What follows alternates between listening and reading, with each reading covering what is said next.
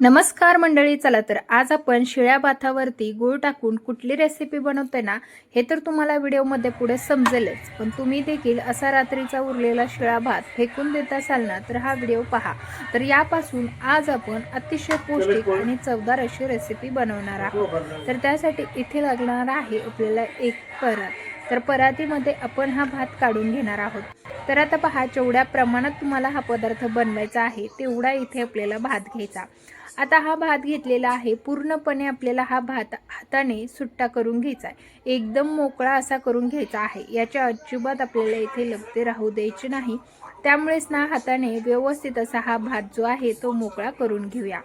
ज्या प्रकारे तुम्ही व्हिडिओमध्ये पाहत आहात अशा प्रकारे आपल्याला हा पूर्णपणे भात जो आहे तो मोकळा करून घ्यायचा आहे। हा आहे रात्रीचा उरलेला शिळा भात। तुम्ही अगदी ताजा भात देखील शिजवून हा पदार्थ बनवू शकता। पूर्णपणे भात आपला मोकळा करून झाला की लगेचच आपल्याला लागणार आहे गूळ। आता हा गूळ आपल्याला बारीक असा चिरून घ्यायचा आहे, पण फ्रेश गूळ असल्यामुळे पाहू शकता लगेचच त्याचे तुकडे पडत आहेत, पण आता होईल तितका आपल्याला हा गूळ बारीक असा कट करून घ्यायचा आहे, कारण आपण जो पदार्थ बनवत आहोत ना त्यासाठी अजिबात जाडसर गूळ त्या पदार्थामध्ये जर राहिला ना तर पदार्थ बनवण्यासाठी कठीण होतं। तर इथे प्रयत्न करून बारीक असा गूळ चिरून घेतलेला आहे। आता हा गूळ आपल्याला मोजून घ्यायचा आहे। तर इथे पहा, नॉर्मली सगळ्यांच्या घरामध्ये असतात ना वाटी, त्या वाटीने आपण 1 वाटी इतका गूळ इथे घेणार आहोत। तर हलक्या हाताने गूळ आपल्याला भरून घ्यायचा आहे, खूप दाबून किंवा प्रेस करून हा गूळ भरायचा नाही। तर तुम्ही व्हिडिओमध्ये पाहतच असाल की आपण अगदी हलक्या हाताने 1 वाटी इतका गूळ घेतलेला आहे। आता हा गूळ आपल्याला ह्या मोकळ्या करून घेतलेल्या भातामध्ये टाकून घ्यायचा आहे। तर अशा प्रकारे आपण हा संपूर्ण जो गूळ आहे तो यामध्ये टाकून घेतला। 1 वाटी गूळ घेतलेला आहे, त्यासाठी ना जवळपास हा जो भात आहे ना 2 वाट्याच्या वरती आहे, ज्या वाटीने मेजरमेंट केलं त्यानंतर यामध्ये घालायची आहे वेलची आणि बडीशेप पावडर। तर अशा पद्धतीने वेलची बडीशेप पावडर आपण एकत्रित तयार करून घेतली होती, त्या देखील यामध्ये घालून घेतलेली आहे। तुम्ही यामध्ये सुंठ, जायफळ हे देखील घालू शकता। आता हा गोडाचा पदार्थ आहे त्यामुळे ना यामध्ये वेलची, सुंठ, जायफळ ह्या सगळ्या प्रकारच्या पूड घातल्याने ना पदार्थ अतिशय चविष्ट लागतो। आता गूळ व सुंठ पावडर, बडीशेप पावडर हे सगळं व्यवस्थित यामध्ये आपल्याला मिक्स करून घ्यायचं आहे। गुळाला म्हणजे छानसं पाणी देखील सुटतं, शिवाय यामध्ये जर थोडाफार गूळ असा जाडसर असेल तर तो देखील बारीक होतो। आता पहा, हाताने होईल तितका आपल्याला हा गूळ यामध्ये बारीक करून घ्यायचा आहे, जेणेकरून गुळाचं पाणी होतं। आता आपल्याला घालायचं आहे यामध्ये 1 वाटी गव्हाचं पीठ। सुरुवातीला आपण 1 वाटी गव्हाचं पीठ घेतलेलं आहे, प्रमाण तसं अगदी परफेक्ट आहे, पण लागलंच जर वरतून गव्हाचं पीठ तर ते देखील मी तुम्हाला सांगणारच आहे। पण 1 वाटीला 1 वाटी गुळासाठी 1 वाटी गव्हाचं पीठ हे अगदी इक्वल आणि परफेक्ट प्रमाण आहे। तर त्यासाठी संपूर्ण 1 वाटी गव्हाचं पीठ घालून आपल्याला हा उंडा मळून घ्यायचा आहे। तर यापासून बनवलेला पदार्थ खरंच खूपच सुंदर होतो। तुम्ही लहान मुलांना द्या, मोठ्यांना द्या, सगळेच अगदी आवडीने खातील आणि कौतुक देखील करतील। शिवाय तुम्हाला दुसऱ्यांदा बनवायला सांगतील आणि तुम्ही दुसऱ्या वेळेस आवर्जून भात शिळा कराल याची मी तुम्हाला खात्री देते। इतका चविष्ट आणि इतका अप्रतिम हा पदार्थ तयार होतो। तर यामध्ये थोडाफार गुळाचा मोठा जर तुकडे असतील तर ते मॅश करून घेतले बऱ्यापैकी। त्यानंतर याचा पदार्थ बनवायला घेऊया। पीठ व्यवस्थित असं भिजून झालेलं आहे। आता यापासून काय बनवते हे तुम्हालाच लवकरच समजणार आहे।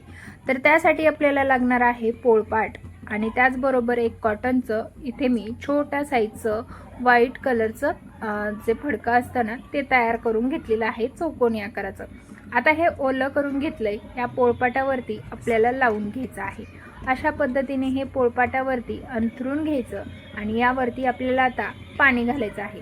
तर ते ना अंथरताना एकदम टाईट अंथरून घ्यायचं आहे। त्यानंतर आपल्याला त्यावरती ना असं पाणी टाकून घ्यायचं आहे। पहा, ह्या छोट्या छोट्या टिप्स ना अजिबात मिस करू नका, नाहीतर तुमचा हा पदार्थ पूर्णपणे खाली कपड्याला चिटकू शकतो।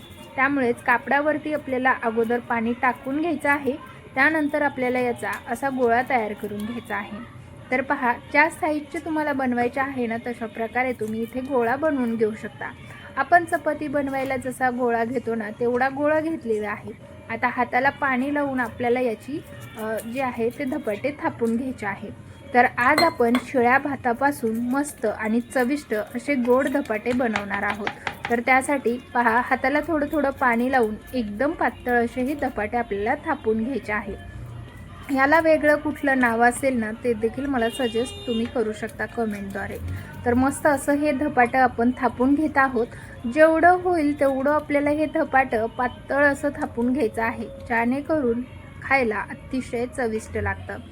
तर ना, असं तर आपण एरवी किंवा पहिले हा पदार्थ ना अगदी ताज्या भात शिजवून सुद्धा तयार करायचे आणि त्याला ना आमच्या इकडे याला वेगळंच काहीतरी नाव होतं, जे की मला आत्ता आठवत नाही. कोंडुळे असं म्हणायचे. तर तोच पदार्थ आज आपण शिळ्या भातापासून बनवलेला आहे. तर पूर्ण धपाटं थापून झालं की इथे ना तव्याला अगोदरच तूप लावून घेतलेलं आहे आणि त्या तूप लावलेल्या तव्यावरती आपल्याला हे धपाटं घालून घ्यायचं आहे. आता जे आपण छिद्रे तयार केलेले आहे त्यामध्ये थोडं थोडं तूप आपल्याला घालून हे धपाटं भाजून घ्यायचं आहे. तर छान असं धपाटं भाजून घ्यायचं आहे, पण यामध्ये ना गूळ असल्यामुळे हे खाली पॅनला किंवा तव्याला चिटकू शकतं. त्यामुळे सुरुवातीलाच आपल्याला तूप किंवा तेल व्यवस्थित असं त्या तव्याला किंवा पॅनला लावून घ्यायचं आहे.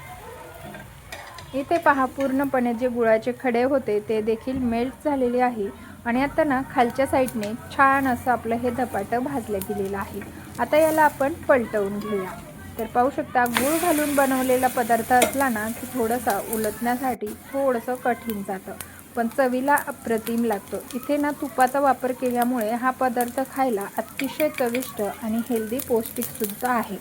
तर मस्त असं आपल्या दोन्ही साईडने हे धपाटं भाजून झालेलं आहे. तर गोड धपाटे आपले याच पद्धतीने आपण सर्व बनवून घेणार आहोत. तर पाहू शकता, शिळ्या भातापासून अतिशय चविष्ट आणि रुचकर होणारा हा पदार्थ. आता पुन्हा एकदा पॅनवरती थोडंसं तूप सोडून घ्यायचं आहे आणि याच पद्धतीने दुसरं थापून घेतलेलं देखील यावरती टाकून घ्यायचं आहे. तर इथे दोन्ही बाजू फडक्याच्या पकडायच्या आहे आणि अशा पद्धतीने त्याला मोकळं करून घ्यायचं आहे. फडक्याला सेमच पद्धतीने प्रत्येक वेळेला पाणी लावून मगच हे धपाटं थापून घ्यायचं आणि सेम पद्धतीने धपाटं टाकल्यानंतर त्याला आपल्याला तूप सोडून घ्यायचं आहे. तूप सोडल्यामुळे खालच्या साईडला आपलं धपाटं जे आहे ना ते चिकटणार नाही. तर आता याच पद्धतीने सर्व जे धपाटे आहेत ना ते बनवून घेतलेले आहेत. तर पहा, मस्त असे आपले धपाटे तयार झालेले आहेत. चवीला म्हणाल ना तर अप्रतिम झालेले आहेत. तुम्हाला मी शब्दात सांगू शकत नाही, इतके चविष्ट हे आपले धपाटे तयार झालेले आहेत. तर पाहू शकता, बनवायला अतिशय सोपे आहेत. शिवाय तुमचा इथून पुढे भात देखील वाया जाणार नाही. तुम्ही उरलेल्या भातापासून इतका चविष्ट आणि अप्रतिम असा हा पदार्थ बनवू शकता. तर मालपोळीलाही मागं टाकेल इतके छान हे गोड धपाटे झालेले आहेत. तर कमीत कमी तेलामध्ये होतात, तळण्याची किंवा काहीच करण्याची गरज नाही. कमी तेल तुपामध्ये होणारा हा पदार्थ तुम्हाला कसा वाटला कमेंट करून नक्कीच सांगा आणि रेसिपी जर आवडली असेल तर जास्तीत जास्त शेअर करा. आपल्या चॅनलवरती पहिल्यांदाच आला असेल तर चॅनलला सबस्क्राईब करा आणि हो, व्हिडिओला आणखीन लाईक केलं नसेल लाईक्स देखील करा आणि हाईपलासुद्धा हाईपचे पॉईंट द्यायला विसरू नका. चला तर भेटूया नवीन एका रेसिपीसह. तोपर्यंत धन्यवाद.